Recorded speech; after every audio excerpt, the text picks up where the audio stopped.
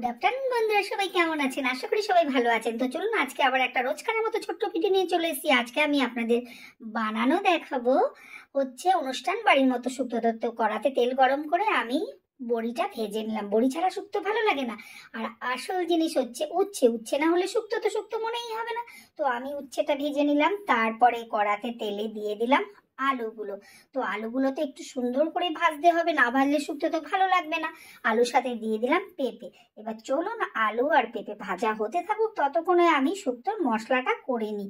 মশলাটা হচ্ছে কালো সর্ষে আর চাল মগজ, এই দুটো আমি একসাথে পেস্ট করে নেব। পেস্ট করে নিয়ে আমার এই যে চলে আসলাম আলুগুলো তুলতে। আলু আর পেঁপে ভাজা কমপ্লিট হয়ে গেছে। এবার এটা তুলে এবার দিয়ে দেব রাঙা আলু। রাঙা আলু মানে হচ্ছে মিষ্টি আলু। মিষ্টি আলুও শুক্তোতে ভীষণ ভালো লাগে। তো আলুটা আমার ভাজা ভাজা হয়ে গেল। এবার চলে গেলাম মশলা করতে। মশলাটাও দেখুন আমার কমপ্লিট হয়ে গেছে।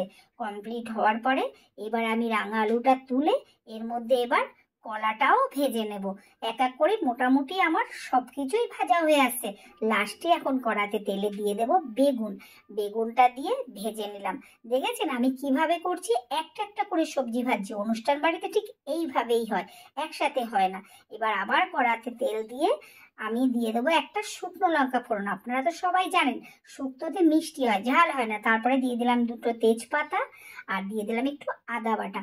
এবার আদা বাটাটা যতক্ষণ কাঁচা গন্ধটা না যায় আদাটা ভাজা ভাজা করব। ভাজা করে এর মধ্যে এবার আমি দিয়ে দেব হচ্ছে রাঁধুনি।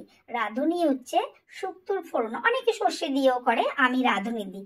রাঁধুনি দিলে শুক্তোর টেস্ট পুরো অন্যরকম হয়ে যায়। এবার রাঁধুনিটা দিলাম, দিয়ে ভালো করে নাড়াচাড়া করে যতক্ষণ এটা ভাজা ভাজা না হয় তারপরে এর মধ্যে দিয়ে দেবো সব ভেজে রাখা সবজিগুলো। বন্ধুরা আপনারা কি ভাবছেন? সমস্ত কিছু দিল, এর মধ্যে সজনা ডাঁটা দিল না। কেন? সজনা ডাঁটা ছাড়া শুক্তো একদম ভালো লাগে না। আর সত্যিই তাই ভালো লাগে না। আমি তো অনুষ্ঠান বাড়ির মতো শুক্তো করবো, আমাকে তো সব দিতে হবে। দেখুন দিয়ে দিলাম সজনা ডাঁটা। সজনা ডাঁটাটা আমি ভেজে রাখিনি, ভাজলে এর টেস্টটা চলে যায়। তাই এখন এগুলোর সাথে কষিয়ে নেব সমস্ত কিছু। এবার দিয়ে দিলাম স্বাদ অনুযায়ী নুন আর হলুদ ছাড়া লঙ্কা ছাড়া, জানেই তো শুক্তো হয়, শুক্তো হয় মিষ্টি মিষ্টি। তারপরে দিয়ে দিলাম সর্ষে বাটা আর চাল মগজ বাটা। সত্যি কথা বলতে আমি সর্ষে বাটা দিই না, সর্ষের জলটা দিই। হ্যাঁ, কিন্তু আজকে চাল মগজের সাথে বেটে ফেলেছি তাই দিয়ে দিলাম। ভালো করে নাড়াচাড়া করে দিয়ে দিলাম ওই মশলা ধোয়া জলটা। তারপরে এটা একটুখানি ফুটতে দিয়ে এবার দিয়ে দিলাম দুধ। শুক্তোতে দুধ দিলে শুক্তোর টেস্টটাই পুরো চেঞ্জ হয়ে যায়।